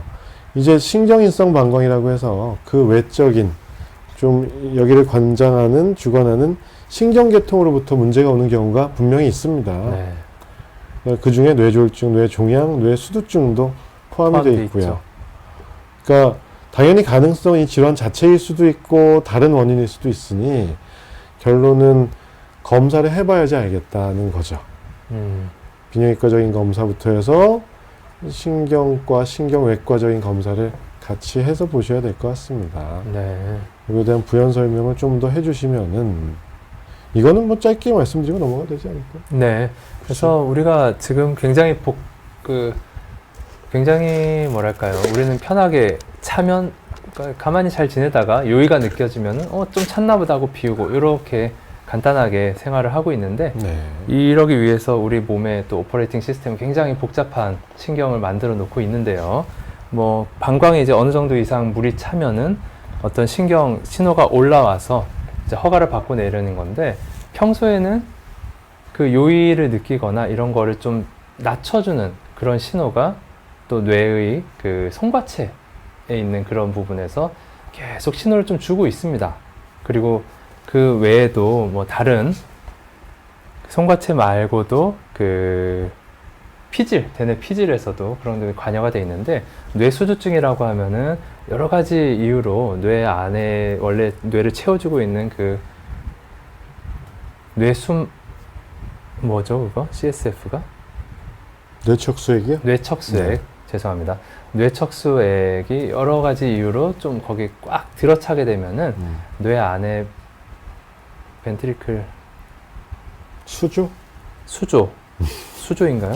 뇌 안에 수조라고 하는 부분이 이렇게 조금 커지면서, 혹은 전체적으로 아기 때부터 뇌 수두증이 있는 경우는 진짜 두개골까지 같이 커지거나 이런 다양한 그 양상을 띠는데 그런 것들이 배뇨를 관장하고 있는 뇌의 어떤 부분을 좀 누르거나 혈류를 막거나 여러 가지 손상을 일으키면은 그런 복잡한 기능들이 조금씩 손상이 생기면서 그게 결국 그 다음 페이지 아마도 네 아까 말씀하신 빈뇨나 절박뇨 정도 생길 수 있고 너무 심하면은 아예 제어력을 실조해서 모으질 못하거나 그냥 줄줄 나오거나 이런 경우까지 될 수 있다고 합니다. 그래서 혹시라도 아까 질문하신 분의 지인이든 본인이시든 그런 게 심하거나 악화되면은 빠르게 신경외과 쪽도 한번 같이 보셔야 될 것 같고요. 물론 그냥 방광염이라든가 그냥 뭐 과민성 방광 때문일 수도 있죠. 그러니까 우리가 그 절박뇨나 과민성 방광 증상이 있을 때 당연히 수두증 먼저 생각하는 건 아니겠죠. 일반적인 경우라면은 그 인시던스 와이즈로 원인이 가장 많은 포션을 차지하는 질환들이 있을 거예요. 비뇨기과 질환이 대부분일 거고 그렇지 않은 특이한 경우에는 수두증이 이미 진단이 되신 경우라면 연관성은 충분히 있다는 얘기죠. 뇌에서부터 쭉 내려오는 아까 보셨던 그 신경 회로들의 문제로 인해서 방광을 지배하는 아까 뭐 부교감신경과 교감신경 둘 다 작용을 한다고 말씀드렸는데 그래서 아까 과민성 방광 약제 말씀드릴 때 어떤 거는 항콜린제 부교감신경 차단하는 약이 여기에 도움이 되고 그다음에 교감신경 항진제 그러니까 그 교감신경의 기능을 베타3 하는 리셉터의 기능을 올려주는 약도 과민성 방광의 치료제로 쓰인다는 거는 두 가지 경우나 다 작용을 한다는 얘기거든요. 네. 그 상부에서 뇌가 그걸 주관을 할 수가 있기 때문에 거기에 물이 찼거나 종양이 있어서 이걸 기능을 밀어내고 이랬을 때는 당연히 뭐 이런 증상들이 올 수 있겠습니다. 네. 아무튼 검사를 요하겠죠. 와우, 10시가 되었습니다. 이제 올라온 질문들을 우리 원래 빠르게 10시 반까지로 하기로 했어요. 10시 반까지인가요? 네. 아이고, 이런 시간을 벌었네요. 아, 그러하였구나. 이걸 하다 보면은 계속 조금만 더 하죠. 네. 네. 너무 늦어서 송구합니다. 네. 오늘 PD님은 양동주 PD님이십니다. 네. 자, 2시부터 앉아 계신다고. 아이고, 이럴 수가. 저희 조금만 저기 질문을 올려주시면요. 네. 또 뭐가 있었나요? 더 위에도. 예. 조금만 내려가 주시고. 네, 잠깐만요. 됐고. 먼저 답변 부탁. 포경 수술 후 민감해져서 네. 쿠퍼에게 자주 나옵니다. 그 언제 하셨는지가 살짝 궁금한데요. 왜냐면은 포경 수술 하실 때 하시고 나면은 이제 귀두가 조금 숨어 있던 친구가 이제 이불이 없어지고 딱 늘 세상에 이렇게 바로 팬티에 접하고 이렇게 노출되다 보니까 조금 초기에는 예민해질 수 있다고 생각이 듭니다. 네. 근데 계속 그러니까 예를 들면 뭐 6개월, 1년 지나서도 계속 민감하다라고 하신다면 저도 그 수술하신 지 얼마나 됐는지 일단 궁금하고요. 쿠페액이 맞는지도 일단 궁금하고 수술 받으신 비뇨기과과 가셔서 상의를 한번 해보시고요. 보통 수술하고 한 3에서 6개월 정도를 지켜보세요, 일단은. 그래서 그 시간이 지나면 적응을 하게 돼 있거든요. 세상 밖에 처음 나오는 살이라서 처음엔 좀 어색하고 좀 민감해지고 이럴 수가 있는데 조금 적응이 돼야 될 겁니다. 네, 아니면 원래 조금 민감한 그런 신경적 특성이 있으셨는데 포피에 가려져서 좀 잘 못 느끼시다가 이제 새삼 그렇게 된 거라고 한다면은 쿠퍼액 정도 자주 나오는 거다라고 하면 그 전립선염이나 이런 거랑 관계 있을지 모르겠습니다만 그 정도는 좀 불편하시더라도 조금 보실 수도 있을 것 같고 뭐 조루 증상이 동반된다라고 하신다면은 그때는 또 다른 조치나 이런 게 필요할 수도 있겠다는 생각이 듭니다. 네. 조금 내려가서 해필리 에버 애프터님 크기가 좀 커서 앉으면 변기에 잘 닿는데 이게 이거는 찬사를 보내달라고 말씀을 하신 것 같기도 한데 진심으로 질문을 하신 건지 아니면 뭐 그 의도는 좀 불분명하지만 공공화장실은 피하는 게 좋을까요? 뭐 그거는 닿으면은 위생상 안 좋겠죠. 좋을 건 없겠습니다. 제가 이거를 얘기를 하시니까 이거 소변을 앉아서 보냐 서서 보냐 이거 막 물어보시는 분 많고 제가 또 여기서 얘기를 했다가 그 뭐 좀 막 욕먹은 정도까지는 아닌데 저는 그냥 서서 싸는 거를 추천을 드렸거든요. 위생상 이유를 빼고는. 근데 실제로 이런 거 고민하시는 분도 있어요. 네, 대변일 수도 있고 하니까요. 그러니까 음. 루틴하게 소변을 맨날 앉아서 본다고 생각을 하면은 아, 네. 어떤 변기는 좀 이게 앞에 스팬이 짧은 데들은 네네네. 오히려 미국에 있는 변기 이런 데들 짧은 것들 많거든요. 아, 그렇군요. 꽃을 이렇게 쭉 손으로 내려서 써야 되거나 이런 분들도 있고 앞에 닿는 경우가 있어요. 아이고. 그러면은 요도염 올 수 있죠. 그렇겠네요. 지저분한 좋을 게 데니까요. 없네요. 좋을 게 없어. 네. 그래서 공공 화장실은 이제 닿는 것 같으면 좀 피하셔야 되겠죠. 네, 정말 집에서 훌륭하십니다. 보시고. 네, 좋습니다. 이용상님 질문. 오줌은 더럽다고 생각을 하는데 소변 보고 오줌 좀 튀었다고 미친 듯이 씻는 사람도 있고요. 위생학적으로는 어떨까요? 좋은 질문인 것 같아요. 깨끗한데 그 소변이 일단 우리가 냄새가 날 때가 있고, 그리고 보통 우리가 소변이 이미 몸 바깥에 나오고 나서 땅바닥에서 오랜 시간 혹은 어디 늘러붙거나 이런 식으로 악취를 풍기는 걸 보다 보니까 아주 지저분하게 여기게 되는데, 일단 만들어지고 적어도 지금 막 배출한 소변인 경우 특별한 질환이나 이런 게 없는 분들은 굉장히 그냥 깨끗한 체액이라고 보시면 됩니다. 콩팥에서 그죠? 우리 혈장을 돌던 그런 액체들이 걸러지고 나서, 물론 암모니아 요소나 이런저런 것도 들어가 있어서 약간의 특유의 향이 냄새가 날 수는 있겠는데, 그게 이제 진짜 더럽다라고 하는 표현에서 뭐 예를 들어 막 세균이 많다거나 아니면 어디 닿으면은 진짜 큰일 나거나 뭐 이런 거는 전혀 아니고요. 드셔도 무방하죠, 사실은. 그렇죠. 네. 뭐 애기 소변 건강에 좋을 건 먹었다는 없지만. 뭐 이런 것도 있었죠, 네, 예전에. 네. 그래서 그렇습니다. 오줌을 의학적으로나 위생학적으로는 깨끗해야 되잖아요. 원래 무균 상태여야 되고. 네. 그 대변 나오는 통로하고는 좀 다르잖아요, 오줌이. 그렇죠. 대변은 몸 바깥이고. 근데 위생학적으로는 그런데 그러니까 미친 듯이 씻는 거는 좀 그렇지만 위생적으로는 저도 네. 씻죠. 그죠? 그러니까 묻으면 닦긴 해야겠죠. 묻으면 닦아야죠. 왜냐면은 늘러붙으면서 그때는 뭐 세균이나 이런 게 거기 잘 생길 수도 있고, 그렇죠. 악취가 네. 좀 짙어질 수도 있고, 보기에도 뭐 색깔도 있고 하니까요. 근데 일단 깨끗한 거긴 하다. 나온 지 얼마 안 되는 소변은. 네. 탄탄대로님, 폭용 수술 안 했는데 콘돔 사용하면 콘돔이 포피 안으로 말려 들어가서 앞으로 당겨지는 해결 방법은 폭용 수술을 비뇨기과 가서 상담을 해보셔야 되겠죠. 다른 방법은 뭐 네, 포피가 길다는 거는 본인께서 갖고 계신 그런 피부의 그 해부학적 특성이기 때문에 그게 쉽게 안 되지 않을까. 아니면 콘돔을 좀 두꺼운 걸 그러니까 써서 거기에 맞춰서 뭔가 그 적응을 하고 지내시거나 아니면은 폭용 수술을 상담하고 받아보시거나 네. 그게 현명하실 것 같고요. 음. 밤토리님, 폭용 수술을 뭐 재수술하는 경우를 얘기하신 건가요? 뭐 재수술하는 경우도 간혹 있죠. 네, 뭐 살이 남거나 네, 한 번 했는데 좀 뭐 이게 그 너무 길게 됐거나 뭐 이런 경우도 있고요. 한다규님, 요로결석 때문에 고생했는데 칼슘을 먹으라는 데도 있고 먹지 말라는 데도 있고 뭐가 정확한가요? 하하. 일단은 그 음식으로서 뭐 예를 들어 우유라든가 멸치라든가 이런 식으로 섭취하는 거는 전혀 나쁠 건 없다고 돼 있고요. 보충제 같은 걸로 섭취하는 거는 굳이 어떨지 모르겠고, 또 하나 중요한 거는 그러니까 체질 따라 다르겠지만 자주 생기는 결석의 그 성분이 중요합니다. 칼슘이 많이 함유되어 있는 결석인지 아닌지도 중요하고, 또 칼슘 섭취를 글쎄요. 이거는 나름 뭐 그 다 말씀해 주신 건데요. 칼슘을 식품으로 섭취하는 거는 다 드셔도 돼요.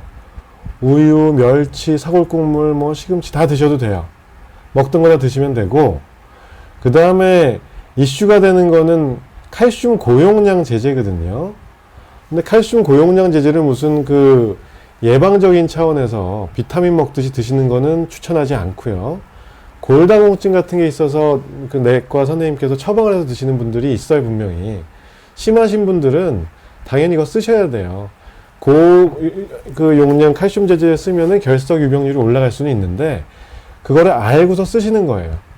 두 과의 전문의들과 협진을 해가면서 어느 게 더 득이 있고 실이 있을지를 가늠을 해서 쓰시면 되겠고요. 그 다음에 또 비슷한 게 비타민 C 같은 거.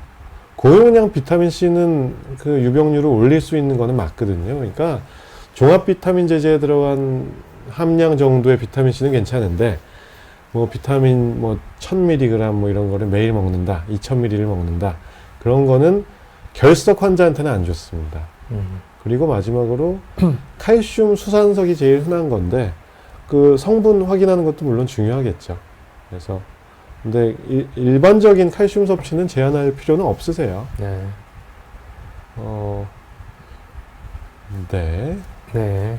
김진방군님, 술을 많이 드시면은 술이 뭐 수분도 많이 함유하고 있지만 알코올이 이뇨작용을 하다 그렇죠. 보니까 네. 소변이 빨리 만들어지는 것도 사실이고 방광이 좀 빨리 찰수록 실제 많지 않아도 좀 절박하고 빨리 비우고 싶은 그런 느낌이 들게 되는 신경적인 부분도 있어서 당연히 화장실 가시는 횟수가 많아질 수 있겠습니다. 방광 자극하고 이뇨작용에 이뇨가 있으면 또 이제 이어서 탈수가 진행되기 때문에 술 밤에 드시면 새벽에 꼭 물을 또 드세요. 네. 또 먹고 또 가는 거예요. 그래서 술이 제일 안 좋다고 말씀을 드리고요.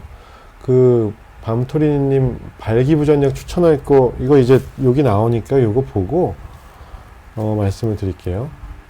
탄탄대로님 포경수술 이제 겨울이니까 할 사람들은 하겠죠. 예전만큼 많이 하진 않는데요. 그렇죠.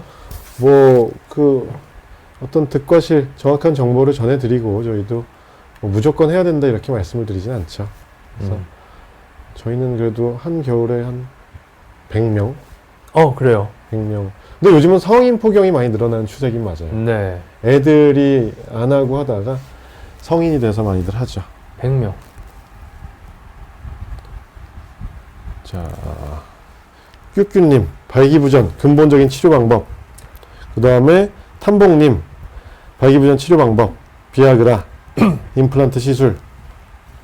밤토리님도 발기부전 약 같이. 발기부전의 근본 치료는 사실은 근본 치료가 뭘까요? 원인이 있다면 네. 내가 젊고 건강할 때 발기가 잘 되다가 갑자기 혹은 서서히 안 되는 거라고 한다면 원인이 있는 것일 거고 그 원인을 제거할 수 있다면 제거하는 게 치료라면 치료겠죠. 근데 그 원인이 뭐 심리적인 것일 수도 있겠고 뭐 특별한 약을 드셔서 그런 걸 수도 있겠고 전립선염 때문일 수도 있겠고 아니면은 이제 연령이 들어서 혹은 뭐 성인병 이런 거라고 하면은 되돌릴 수 있는 것도 있고 없는 것도 있거든요.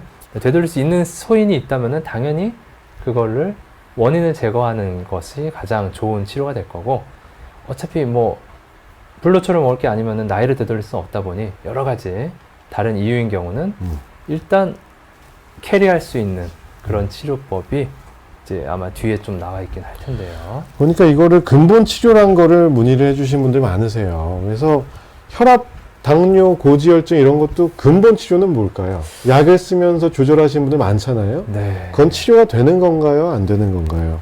아, 그런 뭔가 근본적인 질문에서부터 시작을 하면은 기본적으로 뻔한 얘기라고 생각하실 수도 있는데 위험 요소를 교정하는 것부터 시작을 해야 될 겁니다.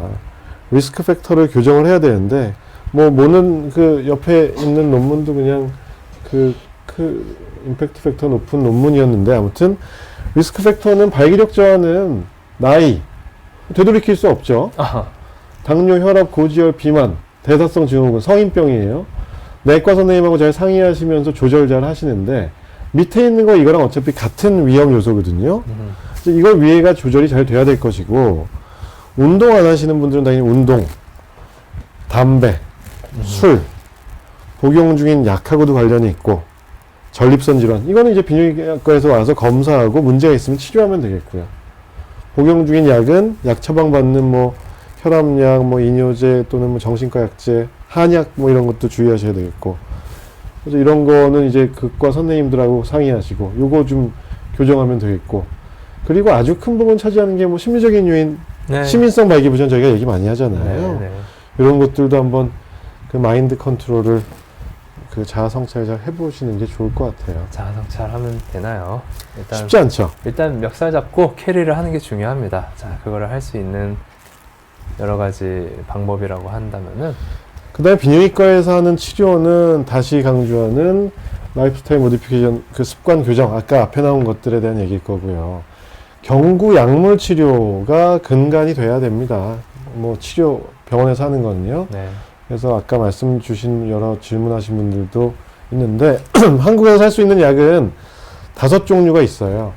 이것도 아마 한 재작년쯤 여기 비욘드에서 제가 방송한 부분이 있는데 성기능 관련된 데 뭐 쭉 비교해 놓은 표도 있고 하거든요.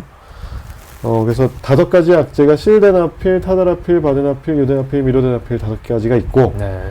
용법에 따라서는 주로 온 디맨드 관계 전에 먹는 거. 그렇죠. 한두 시간 그때. 전에. 네. 그다음에 OAD 매일 비타민 먹듯이 꾸준히 드시는 거 네. 방법이 있겠고. 그래서 이게 제일 많이 사용되는 방법이고요. 그렇죠. 축복입니다. 예. 그 다음 단계라고 보면은 셀프 인젝션하는 주입 약물 치료, 꼬추에다 이렇게 해면체 직접 주사를 하는 거고 장단점이 분명합니다.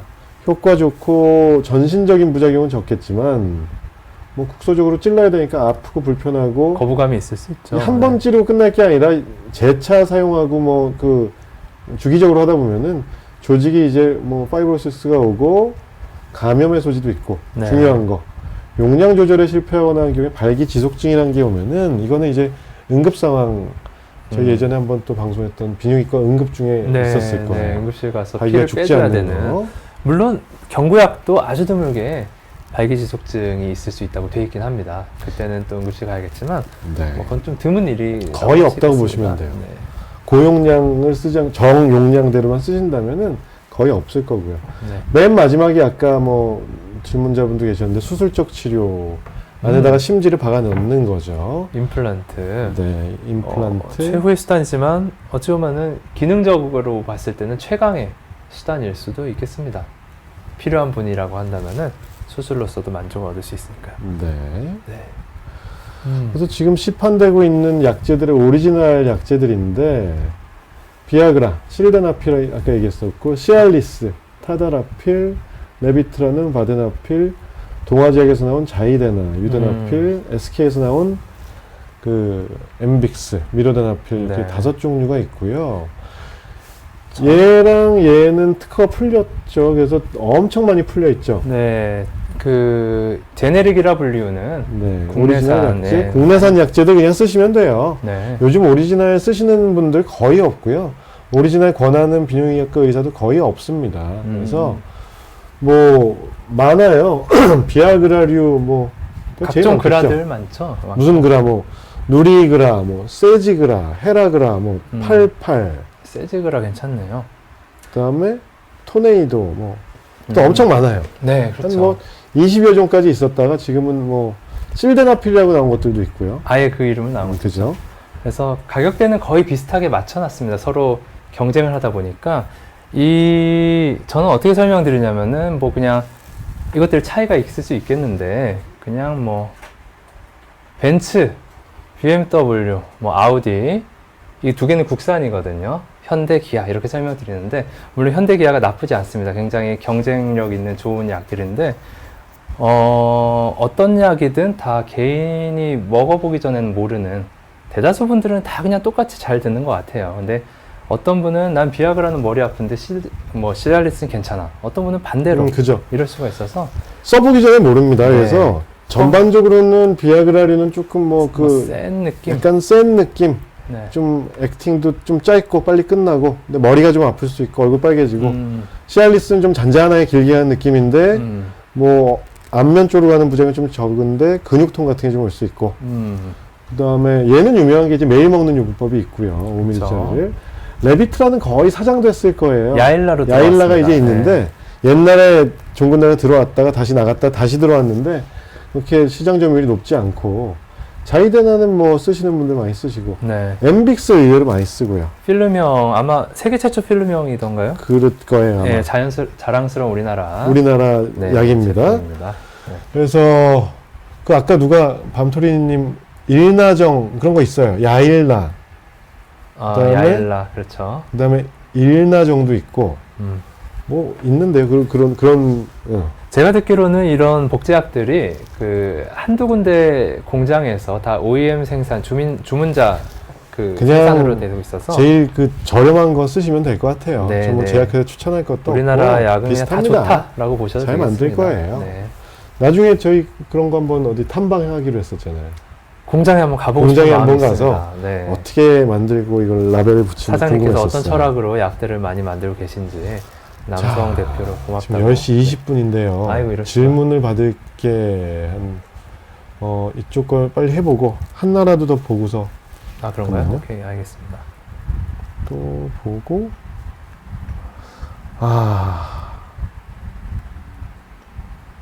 자, 저쪽에 그러면은 밤토리님 것까지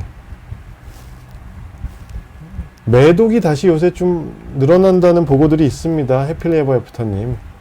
큰 병이 될 수 있죠. 제대로 치료를 안 하면요. 매독은. 그래서 검진에서도 많이 하고 피부에 뭔가 피부 매독 같은 증상이 있으면은 빨리 와서 보셔야 됩니다. 네.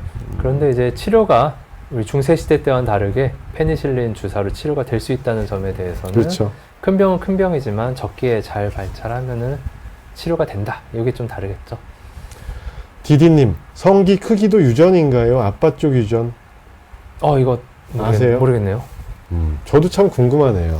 아, 요거는 저희가 꼭 그 다음에 궁금하면서 저도 한번 찾아본 적이 없어요. 네. 그 비뇨의학과에서 이런 거 가르쳐 주지는 않습니다. 그래서 이거는 꼭 알아봐야 되겠어요. 유전성이 있겠죠, 당연히. 없잖아 있겠죠. 네, 당연히. 근데 아빠 아빠가 쪽인지 크면 아들도 크냐? 뭐 외할아버지인지 건 알 수가 없을 것 같아요. 아, 윤민주님, 궁금하네요. 아연 같은 거 복용하면은 도움이 된다고 알려져 있습니다. 뭐 임신 시도하시는 분들께도 도움이 될 수 있고 성기능에 도움되는 게 뭐 여러 가지 그 재질들이 네, 있죠. 전립선의 필수 미량 원소라고 하니까. 그렇죠. 근데 복용하는 걸로 그렇게 잘 흡수되지 않는다는 얘기도 있는데요. 뭐 주사 같은 걸, 아연 주사 같은 걸 맞기도 하고. 근데 트라이해볼 수는 그 있겠습니다. 성기능 향상을 이슈가 있으시면은 아연 같은 거 쓰시는 건 좋은데 너무 저기에만 의존을 하거나 기대는 하지 마세요. 아까 말씀드린 뭔가 그 운동, 술, 담배, 커피, 뭐 체중 조절, 식단 조절 이런 어떤 습관적인 요인들이 다 기본적으로 바탕이 됐을 때 심리적인 요인들이 다 스테이블해졌을 때 저런 게 플러스 알파로 개념에 도움이 되는 거지 아연 먹는다고 이렇게 슈퍼맨이 되고 그런 거는 아닐 거라고 생각이 되고요. 정자 냉동하시는 분들이 있죠. 아, 근데, 네. 보통은 이제 뭐, 암이라거나 아니면은 뭐 고환암 혹은 타암으로 어떤 그 정자 생성에 방해가 되는 그런 항암 치료 같은 거 하시게 될 분은 정자 스펌 뱅킹이라고 해서 네. 정자 은행이라는 곳에 자기의 정자를 냉동하는 경우도 있는데 그런 게 아닌 일반적인 남성이라고 하면은 물론 연령이 높아질수록 여성만큼은 아니어도 남성의 정자의 품질도 좀 떨어질 수는 있겠는데 수억 마리 중에서 똘똘한 거 한 마리 필요한 거라서 글쎄요.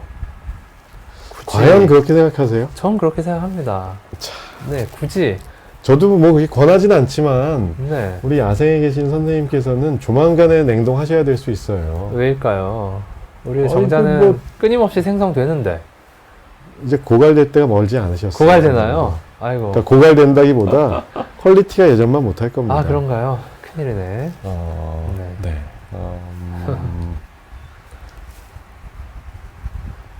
비뇨기과가 비뇨의학과로 바뀐 이유는 뭐 여러 가지가 있는데요. 여성분들이 오기 꺼려질까봐 이렇게 성기를 연상시킨다 해서 바뀐 부분도 있고, 꼭 저희가 어떤 그 남성 쪽만 보는 과가 아니고 신장, 요관, 방광 공통적인 장기들을 보는 과이기 때문에. 그리고 일단 비뇨기과가 너무 인기가 없었어요. 시작은 거기서 된 것 같습니다. 뭔가 어떻게 하면 조금 더 그 의사 지원율도 높이고 환자분들의 네. 접근성도 올릴 수 있을까? 외연을 넓히기 위해서, 그러니까 수요 및 공급의 외연을 둘 다 올리기 위해서 아마 이름을 바꿨을 것 같고요. 네, 효과는 어떨지는 더 지켜봐야 될 것 같습니다. 네. 네.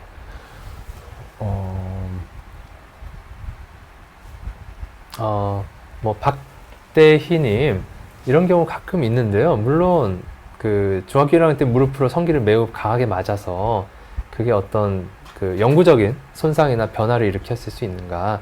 근데 대개는 괜찮습니다. 네. 네, 대개는 괜찮아요. 그때 그거에 사로잡혀서 내가 혹시 이것 때문에 뭔가 점점점이 아닐까라는 생각을 어차피 바꿀 수도 없는 거 그냥 잊어버리시면 될 것 같고요. 정상적으로 발기되고 또 사정도 되고 수축도 되고 그리고 고환 크기가 혹시라도 양쪽이 다를지 모르겠는데요. 뭐 그런 게 아니다라고 하면은 그냥 중학교 1학년 때 그거는 그냥 잊어버리셔도 되지 않을까 생각합니다.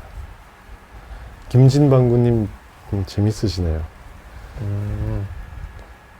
아이고 제가 재밌는 것 봤다. 네. 네, 아 지루. 매일 똑같으면 재미가 없어 지루하니까 이럴 지루가 수가, 온다고. 정말. 네. 저희 또래신 것 즐겁습니다. 같습니다. 네. 포피를 제거했는데 포경 수술에 포피를 다시 덮어주는 수술은 없죠. 예. 네, 뭔가 네, 자른 살을 생성할 수는 없다 보니 그죠. 그럴 이유도 없고, 네. 네, 그럴 이유가 없습니다. 딸기80님 임신 피하는 정관 수술하면 성기능 저하되지 않습니다. 전혀. 네. 정자 검사는 내가 임신을 잘 일으킬 수 있을지 궁금하실 때 하시면 되고 보통 결혼 전에 결혼 전, 많이 하시고 임신 전 또는 뭐 20대가 돼서 궁금해서 하실 수도 있죠. 가끔 그냥 오시는 네. 분도 계십니다. 대개는 결혼과 임신 이슈가 있을 때 네. 하시면 되고 밤토리님 지루도 약이 있나요? 이거 여기 지루까지만 요거만 보고 갈까요, 우리? 4분 남았으니까요. 와우, 네. 아까 네. 6, 7 그러니까 우리가 시시님이었나? 소소님. 그러니까 네. 장문의 질문 아. 안 하고 넘어간 게 있었거든요. 확대 가능한 네, 거요? 네, 네, 네, 네, 네. 그거를 먼저 볼까요? 네.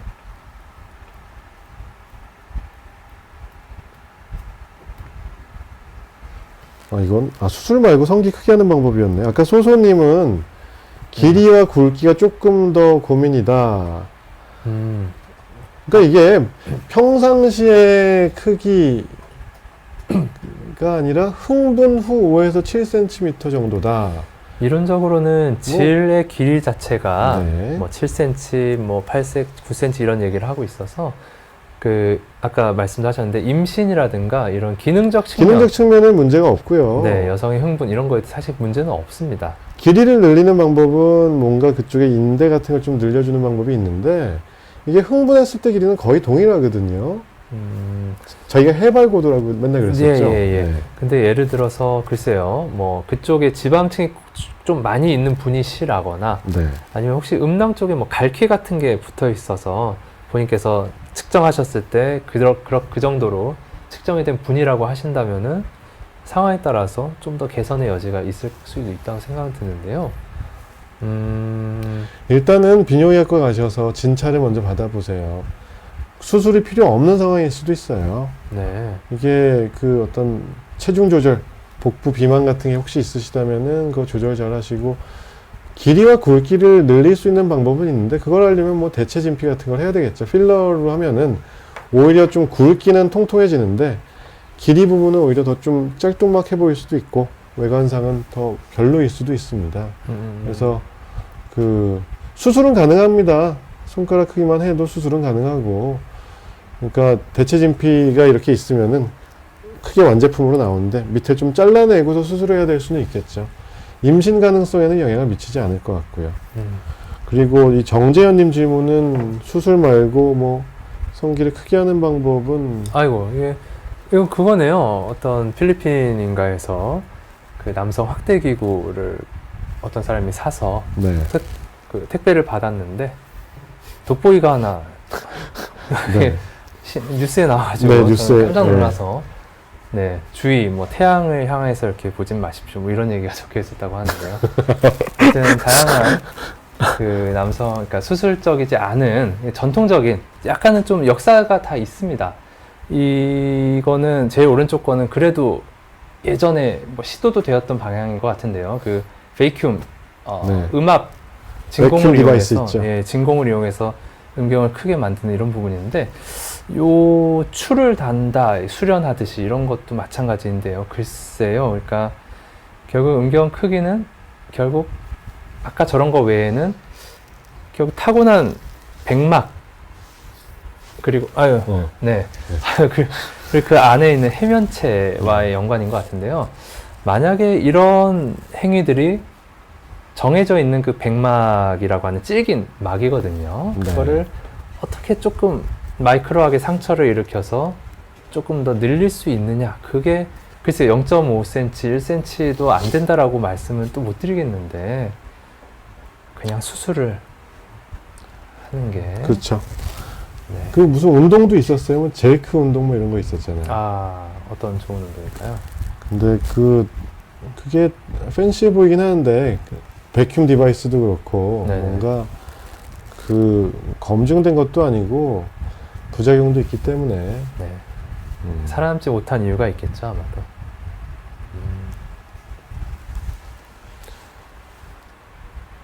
취급주의님, 안과 의사님들 아직 안 한다는데 성기작은 비뇨기과 선생님들 어떻게 하실까나요? 제가 얼마 전에 안과 원장님 수술을 해드렸는데요.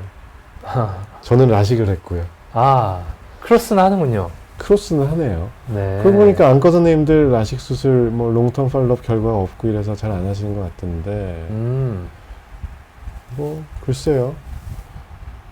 저는 그렇게 필요성을 잘 못 느끼고 살아서 네. 그러니까 수술 받는 데는 일단 그렇게 거부감은 없을 것 같아요. 일단 뭐 제가 아들이 있으면 포경 수술은 무조건 빨리 해줄 거고. 아, 그렇죠. 네. 네. 뭐 그런 개념이라면은 뭐 뭐 저는 애가 만약에 고추 때문에 스트레스 받고 있으면 애도 수술을 해줄 것 같아요. 해줄 수 예, 있죠. 예. 네네네. 네. 굳이 네, 뭐 그러니까 미래를 걱정할 만한 수술이 아니라서 이쪽은 네. 할 수 있을 것 같습니다. 마지막으로 조루까지만 보고 오늘은 일단 마치도록 하겠습니다. 아까 지루증에 대해서 문의하시는 분도 많고 병원을 많이 다녔다 오시는 분도 있는데 마땅한 치료 방법이 없다. 아, 지루 어렵죠. 네. 지루의 정의도 애매합니다. 정의부터 치료까지 명확한 게 없어요. 원인도 그렇고 사정을 못하거나 오르가즘에 도달하지 못하거나 사정장애 뭐 이런 거라고 보여지는데 뭐 어떤 데선 30분을 기준으로 삼는 데도 있고 원인도 명확하지 않아요. 근데 뭐 가장 많이 나오는 거는 어떤 정신적인 요인. 그러니까 자꾸 이거를 얘기하다 보면은 성기능 관련돼서는 저희가 정신과 의사도 아닌데 자꾸 심리적인 요인을 언급하게 돼서 되게 죄송한 말씀인데 그게 그 정도로 많이 영향을 미치는 건 사실이고요. 네. 우울, 걱정, 불안, 스트레스, 파트너와의 관계, 뭐 어떤 그 평상시의 자위 습관, 성적 판타지 뭐 이런 거, 복용 중인 약, 뭐 어떤 다른 질환들, 그리고 어떤 분들은 감흥을 별로 못 느끼시는 분들이 있어요. 네. 그러니까 이렇게 막 그 무감각, 아니 뭐 아무튼 그 감동을 받지 못하는 관계뿐만 아니라 일상생활 그런 분들한테도 많이 오는 걸로도 있고. 불감증인가요? 네. 그래서 결국은 어떻게 잘 해결되는 경우도 있지만 안 되는 경우라고 하면은 일단 목표를 확실하게 설정을 해야겠죠. 많은 분들에 있어서 지루 증상이 다는 아니지만 자기의 자극에는 그렇게 영향 안 그러니까 내가 자위를 할 때는 10분이든 5분이든 편하게 할 수 있는데 딴 사람과의 관계에서 특히 그렇다라고 하는 그런 분들도 계시거든요. 그런 그렇죠. 분들 답답할 노릇이죠. 그렇게 되다 보니까 자꾸 힘도 너무 들고 파트너도 아까 지루해하는 정도면 상관없는데 그냥 아파하거나 싫어하고 그런 경우라고 하면은 저는 아예 목표를 좀 다르게 설정을 해서 내가 만족하는 게 꼭 사정이 아닐 수도 있다고 하면 그냥 파트너의 만족 정도로 그러니까 꼭 사정이 성관계의 대미를 장식하는 마지막이 되어야 할 필요는 없다고 생각하기 때문에 파트너가 만족할 때까지 충분히 해주고 그 다음에는 뭐 손이든 뭐든 다르게 해소를 하거나 아니면 거기서 그냥 끝낼 수도 있겠고 이제 임신을 필요로 하는 부부 같은 경우에는 조금 그럴 수도 있겠지만 일단 손으로 열심히 어느 정도 극치감을 올려놓은 다음에 그 다음에 삽입을 해서 사정을 해서 아기를 가지면 된다 이런 식으로 조금 뭐 근본적으로 좀 아쉽게 해결은 못 되지만 중요한 부분을 충족시킬 수 있다면 그것도 괜찮은 것 같다고 생각은 들고요. 그래서 습관 어떤 그 패턴의 교정을 요한다면 뭐 전의를 좀 길게 하고 뭐 무드를 챙기고 대화를 많이 나누라 이런 얘기가 있겠고 약물 치료가 이렇게 그 리뷰 아티클에 나오는 것들을 보면은 사용으로 시도된 약들이 많긴 한데 네. 간혹 그 효과가 있었던 약제들이 있어요. 요힌빈이라고 하는 약도 있고 뭐 에페드린 계통의 약도 있고 한데 이게 교감 신경계통에 작용하는 약들이고 좀 센 약들이 많아서 부작용이 많아서 사실상 지금 비뇨기과에서도 처방하는 약은 뭐 제가 배우고 그 프랙티스 하는 동안은 한 번도 못 봤어요. 옛날에는 막 이것저것 써봤다고 하는데 요즘은 이 목적으로 쓰는 약은 사실 없고요. 그리고 맨 마지막에 여기 그 섹스 테라피는 뭐냐. 그러니까 뭐 아까 얘기하신 내 손으로 할 땐 된다. 관계할 때 안 된다 그러면은 자위를 하되 내 파트너가 보는 앞에서 자위를 해라. 1단계. 네. 그 다음에 그게 좀 편해지면은 네. 2단계는 남의 손으로 자위를 받아라. 아하. 자위가 아닌 거죠. 네. 삽입까지는 안 들어가고 그 다음은 그 손이 다음에는 아닌.